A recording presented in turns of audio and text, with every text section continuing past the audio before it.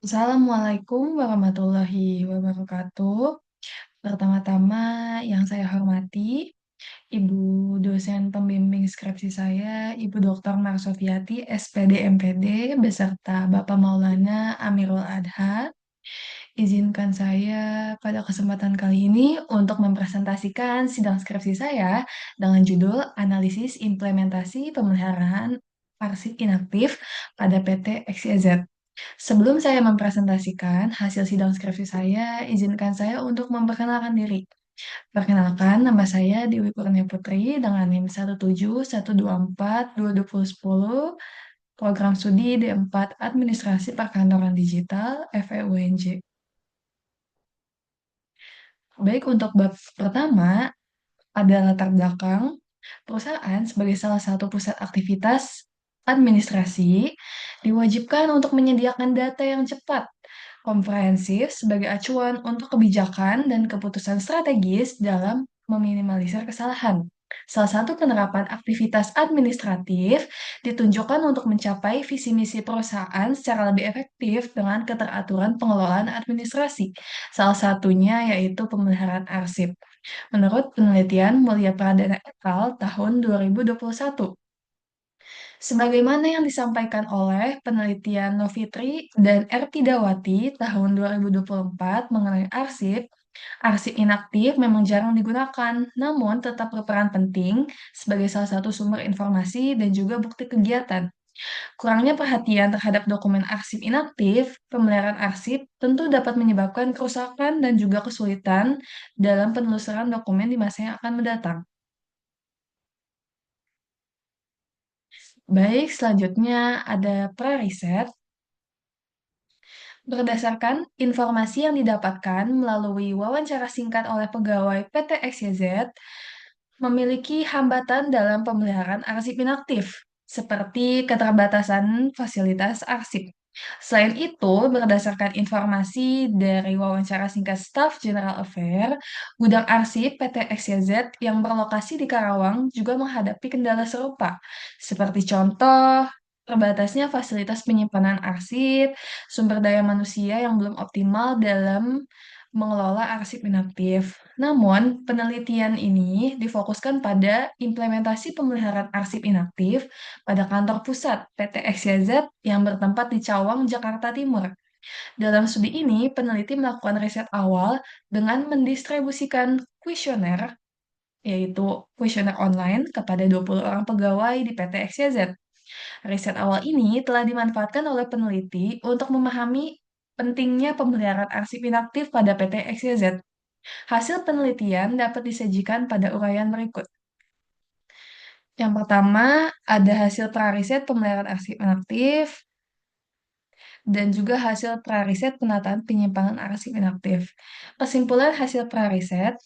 Berdasarkan hasil pra-riset, pandangan responden terhadap kuesioner yang disebarkan secara daring menunjukkan bahwa kondisi pemeliharaan arsip inaktif pada lingkungan PT XYZ Cawang serta gudang arsip Karawang belum berjalan secara optimal. Hal ini sejalan dengan informasi dari wawancara singkat Staf General Affair mengenai kondisi gudang arsip di Karawang. Penelitian ini difokuskan pada implementasi pemeliharaan arsip inaktif pada kantor pusat.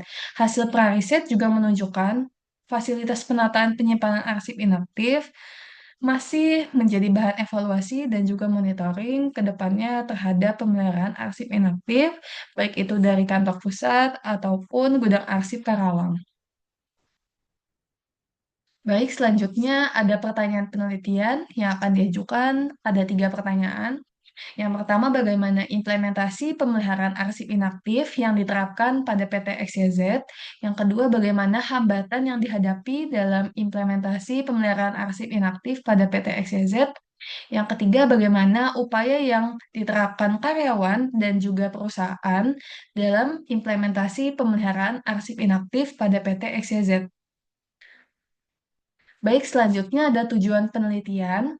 Yang pertama, untuk menganalisis implementasi pemeliharaan arsip inaktif yang diterapkan pada PT XYZ. Yang kedua, menganalisis hambatan yang ada dalam implementasi pemeliharaan arsip inaktif pada PT XYZ. Yang ketiga, menilai upaya karyawan dan perusahaan yang diterapkan dalam implementasi pemeliharaan arsip inaktif pada PT XYZ. Baik, selanjutnya diterangkan mengenai konsep yang teliti. Menurut Fatur Rahman et al. Tahun 2024, penelitian tersebut menyebutkan bahwa pengertian arsip inaktif adalah dokumen arsip yang intensitas penggunaannya telah berkurang atau menurun. Contohnya seperti rapot, risalah rapat, dan juga perjanjian kontrak atau MOU. Lalu, pengertian pemeliharaan arsip sebagaimana yang disampaikan oleh penelitian Indriani tahun 2022, pemeliharaan arsip merupakan aktivitas seperti melindungi utuhnya dokumen arsip inaktif, serta keselamatan arsip baik dari segi fisik ataupun informasi dokumennya. Selanjutnya diterangkan bahwa indikator pemeliharaan arsip inaktif yang pertama, pengendalian lingkungan dan keamanan ruang arsip. Menurut penelitian Azhari et al. Tahun 2023, pemeliharaan arsip inaktif dilaksanakan dengan pengendalian lingkungan serta keamanan ruang penyimpanan arsip seperti pengaturan suhu, pelembapan sirkulasi udara, serta penyediaan sarana proteksi kebakaran untuk menjaga keselamatan fisik arsip. Yang kedua, keterbatasan prasarana penyimpanan arsip serta kurangnya sumber daya manusia. Menurut penelitian Sundari dan Lawanda tahun 2023, indikator pemeliharaan arsip inaktif meliputi keterbatasan prasarana penyimpanan serta kurangnya sumber daya manusia yang memahami pengelolaan arsip secara kompeten dan profesional pada bidang arsip. Yang ketiga, pelatihan untuk peningkatan kompetensi pegawai kearsipan dan pengembangan fasilitas arsip.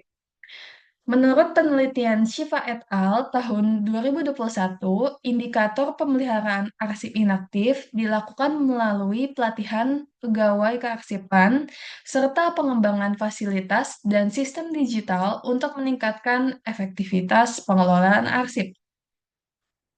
Baik, selanjutnya ada salah satu penelitian terdahulu yang telah dicantumkan pada PPT, yang pertama judulnya mengenai strategi pemeliharaan arsip dinamis inaktif melalui alih media dalam penelitian Andika dan Irawati tahun 2023 menggunakan metode penelitian kualitatif.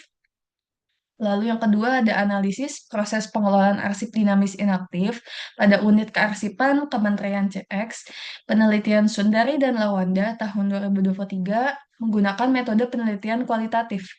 Yang ketiga ada penelitian pengaruh pengelolaan arsip dinamis inaktif terhadap efisiensi kerja pegawai di Dinas Perpustakaan dan Kearsipan Kabupaten Padang Pariaman, penelitian Pratama dan Erlianti tahun 2023 menggunakan metode penelitian kuantitatif. Baik, selanjutnya ada kerangka berpikir. Berikut ada flowchart mengenai kerangka berpikir. Dalam yang atas itu mengenai variabel yang digunakan oleh peneliti dengan judul pemeliharaan arsip inaktif pada PT XYZ. Selanjutnya menganalisis bagaimana implementasi pemeliharaan arsip inaktif mendekatkan dengan indikator pengendalian lingkungan serta keamanan ruang arsip. Lalu ada faktor hambatan pemeliharaan arsip inaktif seperti kurangnya SDM serta fasilitas prasarana yang belum optimal. Yang terakhir, ada upaya implementasi pemeliharaan arsip inaktif yaitu pelatihan kearsipan dengan ANRI atau pihak ketiga, serta sosialisasi penambahan prasarana arsip. Baik, untuk penjelasannya, lokasi penelitian yang diterapkan oleh peneliti itu di PT XYZ, anak perusahaan BUMN yang berlokasi di Cawang, Jakarta Timur, berbeda dengan penelitian sebelumnya yang dilakukan pada universitas, kementerian, badan usaha milik daerah, dan lain sebagainya. Lalu, fokus penelitian yang dilaksanakan oleh peneliti mengenai analisis implementasi pemeliharaan arsip inaktif sebagaimana yang dibahas pastinya tentang arsip inaktif, sedangkan penelitian sebelumnya berbeda dari segi judul, metode yang digunakan, serta lebih banyak membahas pengelolaan arsip dinamis secara umum. Baik, yang ketiga ada tempat dan waktu penelitian. Tempat dilaksanakannya penelitian ini yaitu di PT XYZ selama kurang lebih 6 bulan, dari mulai bulan Juli hingga Desember tahun 2025. Adapun berikut timelinenya. Lalu lanjut, metode penelitian. Desain penelitian yang digunakan oleh peneliti menggunakan metode kualitatif. Sumber dan sampel penelitian, sumber data penelitian ini adalah informan wawancara. Teknik pengambilan sampel menggunakan purposive sampling. Purposive sampling itu yang berhubungan langsung dengan arsip, job desk-nya, karyawannya, serta mengambil sampel sebanyak 3 informan. Teknik pengumpulan data pada penelitian ini menggunakan metode observasi, wawancara, serta dokumentasi.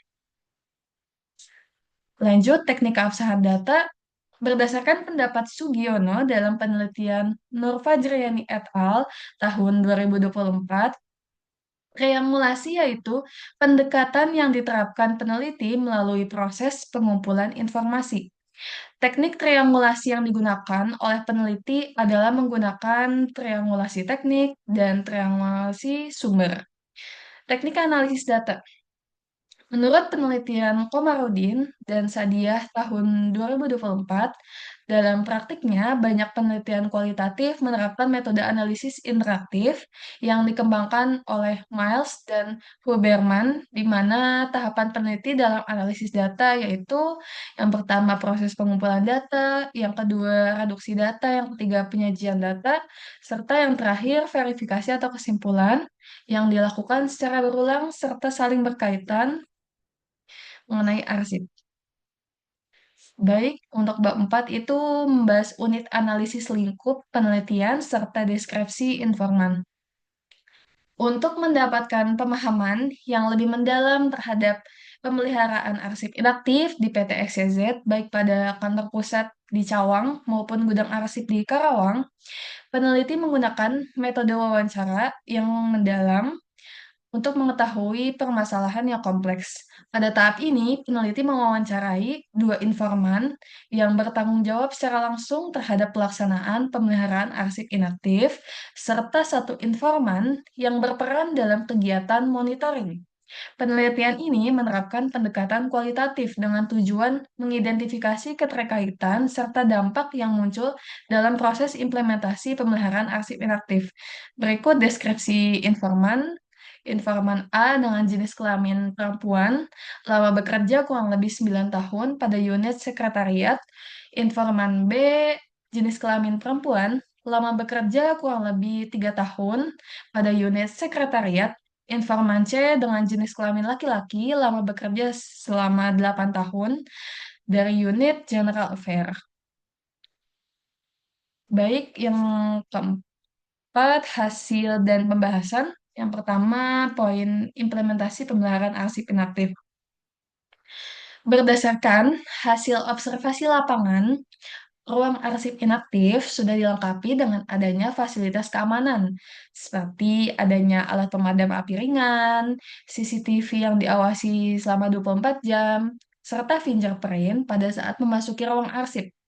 Menurut hasil wawancara, implementasi pemeliharaan arsip inaktif di PT XYZ, Kantor Pusat Cawang, dan Gudang Arsip Karawang telah sesuai dengan standar operasional prosedur yang berlaku dan juga berjalan dengan baik. Untuk implementasi pemeliharaan arsip diterapkan dengan penataan box dengan label jenis identitas arsip, guna agar mudah ditemukan untuk keperluan audit dan lainnya. Setelah itu ditambahkan klasifikasi arsip sesuai dengan peraturan pedoman arsip dinamis serta jadwal retensi arsip. Menurut Marjaya dan Pasaribu dalam penelitian oleh Tabina tahun 2023, pemeliharaan dan pengamanan arsip mencakup perawatan bahan arsip serta pengendalian dan pengamanan kondisi lingkungan ruang penyimpanan arsip. Berdasarkan hasil dokumentasi lapangan yang didapatkan, dapat menunjukkan bahwa terdapat fasilitas keamanan yang terdapat pada ruang arsip. Berikut dokumentasinya. Implementasi pemeliharaan arsip inaktif dengan poin pengendalian lingkungan serta keamanan ruang arsip. Yang pertama, ada CCTV yang dilengkapi di ruang arsip, fingerprint di ruang arsip, serta adanya APAR pada PT XYZ serta gudang arsip Karawang dan tata cara penyimpanan arsip sesuai JRA atau klasifikasi arsip. Baik, selanjutnya poin mengenai faktor penghambat pemeliharaan arsip inaktif.